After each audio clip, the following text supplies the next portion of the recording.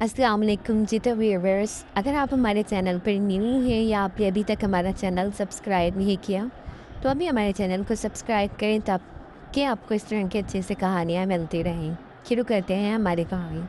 मेरी उम्र इस वक्त 16 साल थी और मैं एक घर में मुलाजमत करती थी कि मेरी मालकन ने मुझे एक ऑफ़र दी। उन्होंने कहा कि अगर तुम मेरे बेटे से शादी कर लो और उसके साथ सिर्फ 1 लाख गुजारो और वो तुम्हारे साथ वो सब करेगा तो मैं तुम्हें 10 लाख दूँगी। पैसों की ऑफ़र बहुत बड़ी थी और मैं मजबूर थी, मुझे पैसों की इस वक्त अशद ज़रूरत थी। यही सोचते हुए मैंने हाँ कर दी। लेकिन मेरी मालकन का बेटा पागल था। शादी की पहली रात उसने मेरे जिस्म को आज मेरी शादी थी, हर लड़की की तरह अपनी शादी के दिन के हवाले से लड़कियों के कुछ ख्वाब होते हैं, वो अपने अरमान अपनी शादी के लिए बचा कर रखती है। लेकिन मेरी शादी रवायती शादियों से ज़रा मुख्तलिफ थी। ये शादी कम और एक सौदा ज़्यादा थी। मेरी मजबूरी का सौदा, मैं रुखसत होकर अपने ससुराल आई। मेरे ससुराल में सिर्फ मेरा शौहर और मेरे ससुर थे। मेरे इस्तकबाल करने के लिए वहाँ पर कोई नहीं था। मुझे सीधा मेरे शौहर के कमरे में पहुँचा दिया गया। स्टेज पे दुल्हन बनी बैठी थी, सादा जोड़ा पहने काम से दुल्हन। आने वाले खौफ की वजह से मेरा दिल तेज़ तेज़ धड़क रहा था और हाथों पे बार बार पसीना आ रहा था। मुझे अपने शौहर के मुतालिक सारी सुनी गई बातें दिमाग में घूम रही थी। अरे इसकी शादी मत करो, वो पागल है। अरे वो तो साइको है। अरे तुम तो अच्छी भली पढ़ी लिखी लड़की हो, फिर क्यों इस पागल शख्स से शादी करने की बेवकूफ़ी कर रही हो। एक के बाद एक मेरे दिमाग में चल रही थी। घबराहट से होंठ खुश्क हो चुके थे। मैं अपनी घबराहट पर काबू पाने की कोशिश कर रही थी कि इतने में मेरा शौहर अंदर चला आया। मैं थोड़ा सिमट गई। वो आकर मेरे बेड पर बैठ गया। मुझे कहने लगा कि अपना घूंघट उठाओ। मुझे ये बात बहुत अजीब लगी, लेकिन मैंने पहले ही अपने शौहर के बारे में इतनी अजीब अजीब बातें सुन रखी थी, इसीलिए मैंने इसकी बात पर अमल किया और अपना घूंघट खुद ही उलट दिया। घूंघट उलटते ही जैसे ही मेरी निगाह इसके चेहरे पर पड़ी तो मैं चौंक उठी और इसने भी अजीब चौंक कर नज़रों से मेरी तरफ देखा और कितनी देर टिकटिकी बांधे मुझे देखता रहा। फिर ना जाने से क्या हुआ, वो एकदम से उठकर कमरे से चला गया। मेरा नाम फरवा है और मैं एक गरीब घराने से ताल्लुक़ रखती हूँ। घर में मेरे अलावा अम्मी अब्बू और एक छोटा भाई भी था। भाई अभी छोटा था और गवर्नमेंट स्कूल में पढ़ रहा था, जबकि मैं करके मुल्तान की एक मशहूर यूनिवर्सिटी में स्कॉलरशिप पर पढ़ रही थी। यहाँ पे मेरी जैसी लड़कियाँ बहुत कम थी। मैं गरीब फैमिली से ताल्लुक़ रखती थी और यहाँ अच्छे अच्छे अमीर घरों के लड़के और लड़कियाँ पढ़ने आते थे, इसीलिए मैं शुरू से ही अपने आप में ही मगन रहती थी। मेरी कॉलेज में भी किसी से दोस्ती नहीं थी और अब यूनिवर्सिटी में भी मैं किसी से दोस्ती नहीं कर की थी। बस काम के लिए क्लास का जो ग्रुप सर ने बनाया था, इसके साथ कभी कभी स्टडी के मुतालिक बात कर लेती थी। लेकिन इन्हीं दिनों मैं लाहौर से एक लड़का हमज़ा हमारे डिपार्टमेंट में आया। इसके आते ही पूरे डिपार्टमेंट में इसका चर्चा फैल गया था। वो इतना खूबसूरत और हैंडसम था कि हर लड़की इससे बात करने की ख्वाहिशमंद थी। मैं भी जब पहली नज़र इसको देखा था अपना दिल दे बैठी थी।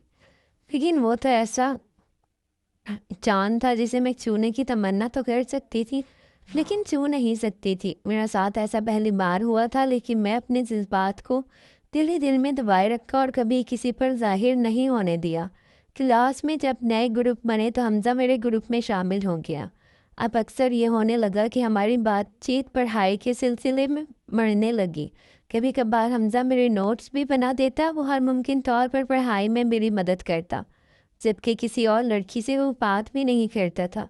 कुछ लड़कियां तो कहने लगी थी कि हमज़ा तुम्हें पसंद करता है, लेकिन मैं इनकी बात एक कान से सुनकर दूसरे कान से निकाल देती थी, क्योंकि मुझे अपनी औकात का पता था। बेशक मैं बहुत खूबसूरत थी, लेकिन मेरा स्टेटस हमज़ा के स्टेटस से बिल्कुल मैच नहीं करता था। वो कोई पागल था जो इतनी अच्छी लड़की को छोड़कर मुझे पसंद करता। वो बहुत अमीर घराने से ताल्लुक़ रखता था और मैं गरीब तबके से ताल्लुक़ रखती थी। यूनिवर्सिटी का वक्त कैसे गुजरा कुछ ही खबर ना हुई।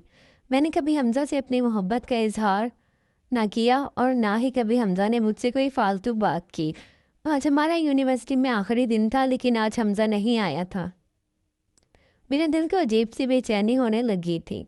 मैंने बहुत इंतज़ार किया, मैं आखिर बार इसको देख लेना चाहती थी, लेकिन न जाने क्यों वो नहीं आया। हमने तो कभी ایک دوسرے کو اپنا نمبر بھی نہیں دیا تھا، کبھی اس کی ضرورت ہی نہیں پڑی تھی، اور آج آخری دفعہ بھی وہ نہ آ سکا۔ میں بڑے بوجھل دل کے ساتھ یونیورسٹی سے گھر آئی۔ میرا آخری دن بہت برا گزرا تھا۔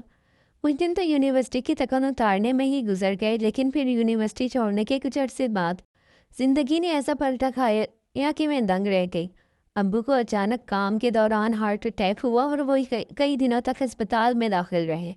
کام تو بند ہوا ہی ساتھ مختلف ٹیسٹوں کے دوران پتہ چلا کہ ابو کے 2 والد بند ہیں اور دل کی سرجری کروانی ہے۔ ہمارے اتنے وسائل نہیں تھے کہ ہم اتنا مہنگا علاج کروا سکتے۔ وقتی طور پر سرکاری ہسپتال سے علاج کروا کے ابو گھر تو آ گئے، لیکن ڈاکٹر نے سختی سے انہیں آرام کرنے کی تلقین کی۔ ابو اب زیادہ تر گھر پر ہی رہتے تھے۔ وہ بہت کوشش کرتے کہ کام پر جائیں، لیکن میں نے منع کر دیتی اور کام پر جانے نہیں دیتی۔ ایک دن مجھ سے چوری چپ کے کام پر چلے گئے تو طبیعت زیادہ خراب ہو گئی۔ اب تو ابو بھی یہی کہنے لگے کہ جب تک صحت یاب نہیں ہو جاتا تب تک کام پر نہیں جاؤں گا۔ لیکن پھر ایسا کب تک چلتا؟ گھر میں موجود جتنا بھی راشن تھا وہ ختم ہونے کو آ گیا۔ جتنی جمع پونجی تھی وہ بھی تھوڑی تھوڑی کر کے لگنے لگی تھی۔ ہم نے گھر بھی بدل لیا، ایک کم کرائے کا چھوٹا گھر لیا۔ امی کا پریشان چہرہ دیکھ کر میں خود پریشان ہو جاتی۔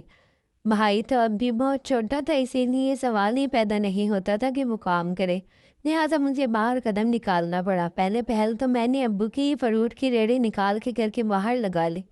روزانہ صبح امی کے ساتھ جا کر منڈی سے تازہ فروٹ لے آتی اور گھر کے باہر رکھ کے بیچ دیتی، لیکن اس میں اتنے پیسے نہیں بچتے تھے کہ ہمارے روزمرہ کے اخراجات پورے ہو جاتے، لیکن ابو کے علاج کے لیے پیسے کہاں سے آتے؟ لہٰذا میں نے ایک فیصلہ کیا اور امی کو اس بارے میں آگاہ کیا۔ امی نے مجھے بہت منع کیا، لیکن میں اپنے فیصلے پر ڈٹی رہی اور میں نے ابو سے اجازت لی۔ اجازت دیتے ہوئے ابو کا دل بھی بھاری ہو رہا تھا، کیونکہ انہوں نے میرے حوالے سے کچھ اور خواب دیکھے ہوئے تھے، اور اب ایک دم حالات کے پلٹنے کی وجہ سے وہ سب ادھورے رہ گئے تھے۔ ابو کی اجازت دیتے ہی میں نے اگلے ہی دن مختلف جگہوں پر نوکری کے لیے اپلائی کر دیا۔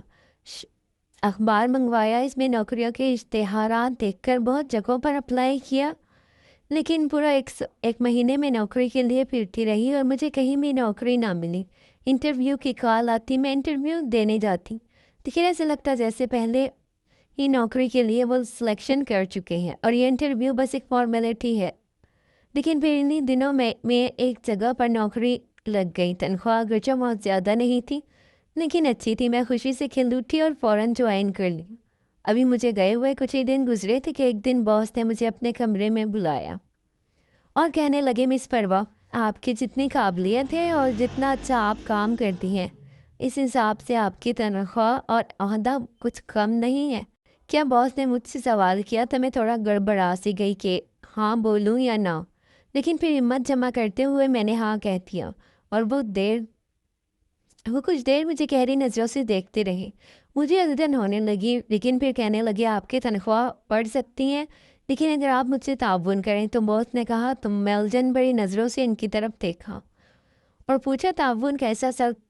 تو وہ بڑی کمینی سی ہنسی ہنستے ہوئے کہنے لگے، مس پروا، آپ سمجھدار ہیں، سمجھ سکتی ہیں، اس کے لیے آپ کو بس مجھے خوش کرنا ہوگا۔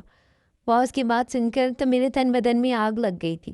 میں ایک دم غصے سے کھڑی ہوئی اور کہنے لگی، تم جیسے کمینوں کی وجہ سے ہی لڑکیاں گھروں سے نکلنے سے ڈرتی ہیں۔ میں لعنت بھیجتی ہوں تم پہ اور تمہارے کام پہ، میں غصے سے کہتی ہوئی دفتر سے باہر آ گئی۔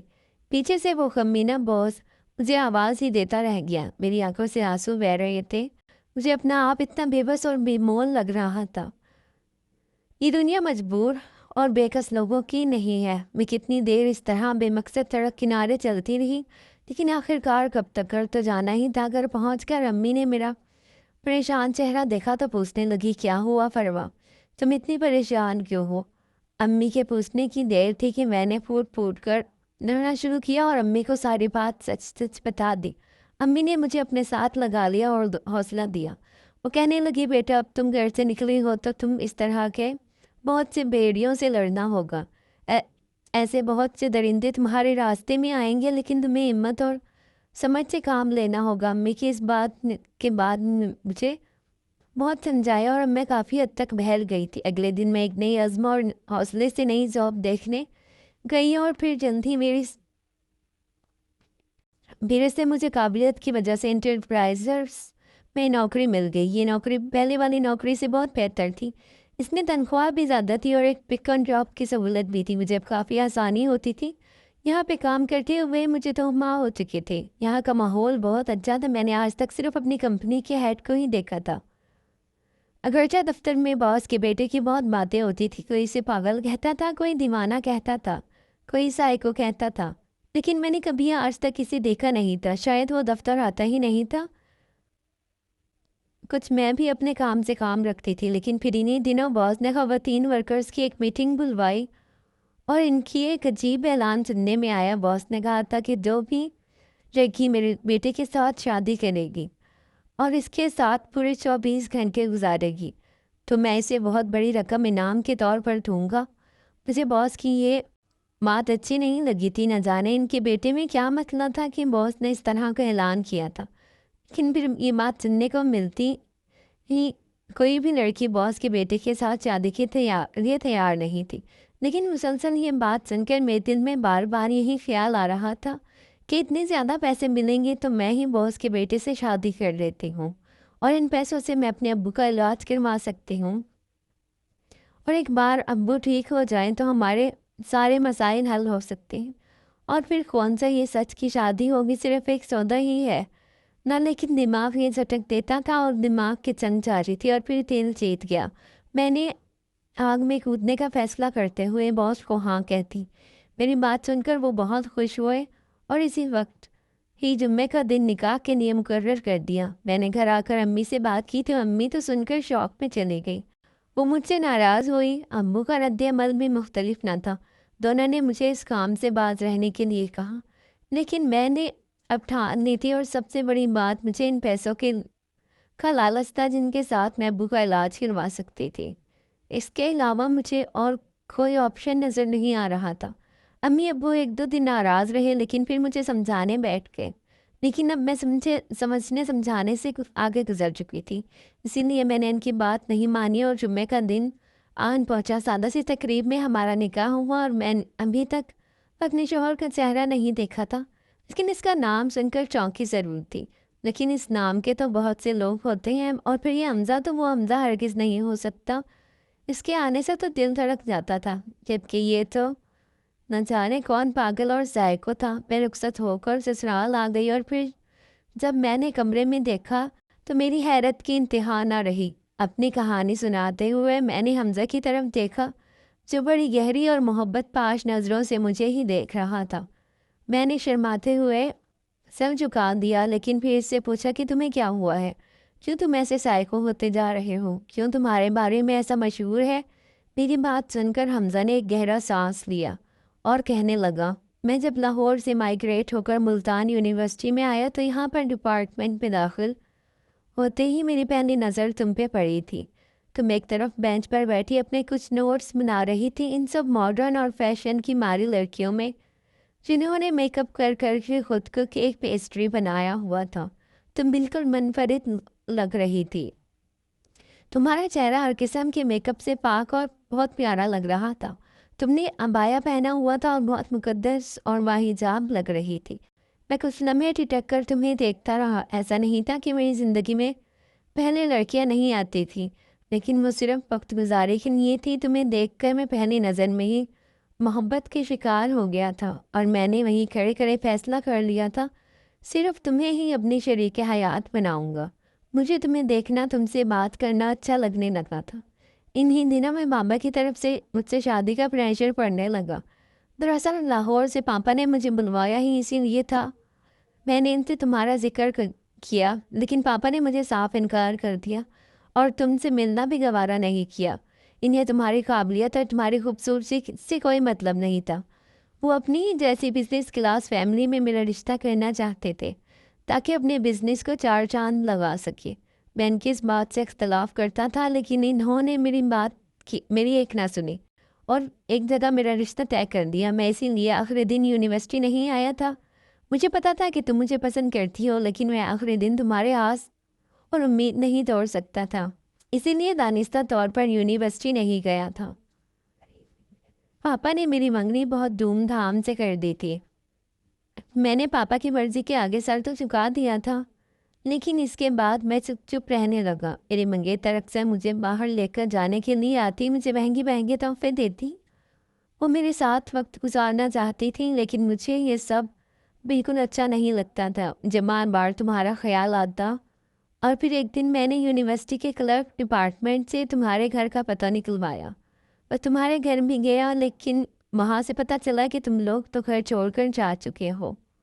میں بہت مایوس ہوا، اب اتنے بڑے شہر میں تمہیں کہاں سے ڈھونڈتا۔ اس کے بعد میں جیسے خود سے ہی بیزار ہو گیا تھا۔ سو ریڈرز، اگر ابھی تک آپ نے ہمارا چینل سبسکرائب نہیں کیا تو ہمارے چینل کو سبسکرائب کریں، ویڈیو کو لائک کریں۔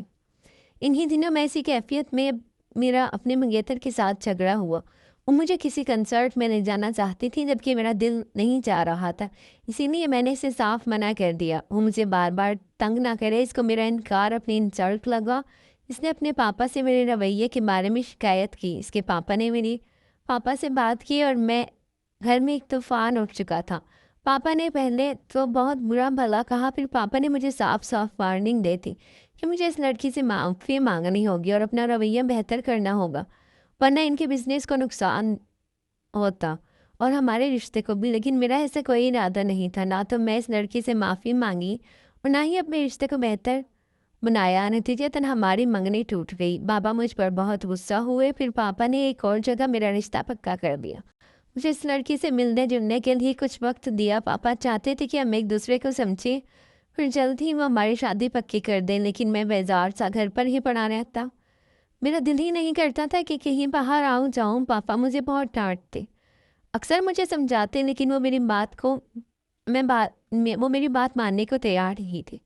کچھ عرصے بعد اب پاپا کو بھی تشویش ہونے لگی۔ وہ گاہے بگاہے مجھے وقت دیتے، میری بات کے ساتھ کھانا کھاتے، لیکن مجھے ان کا ساتھ نہیں چاہیے تھا۔ مجھے جب ان کی ضرورت تھی تب وہ بزنس جمانے کی فکر میں لگے رہتے۔ خیر، میرا رشتہ بھی ختم ہو گیا۔ میں نے پاپا کو صاف منع کر دیا کہ میرے لیے کوئی رشتہ نہ دیکھے، نہ ہی مجھے ابھی شادی کرنی ہے، مجھے کچھ وقت دیں۔ پاپا بھی شاید اس بات کو سمجھ چکے تھے، اسی لیے انہوں نے مجھے سمجھنے کے لیے وقت دیا۔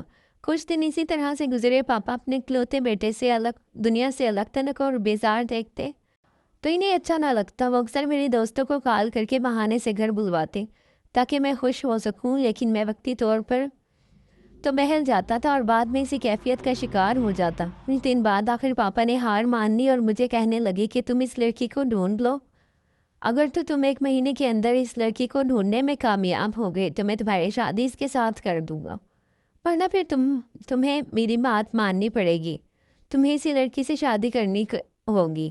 یعنی پاپا کی شرط مان لی۔ میں نے تمہیں بہت ڈھونڈا، تمہارے پرانے محلے بھی گیا، وہاں سے تمہارا نیا پتہ لیا، لیکن انہوں نے جو پتہ دیا وہ غلط نکلا۔ تمہارے ابو کے بارے میں مجھے کچھ علم نہیں تھا، اسی لیے کیا پوچھ گچھ کرتا۔ 1 مہینہ کیسے گزرا مجھے کچھ خبر نہ ہوئی۔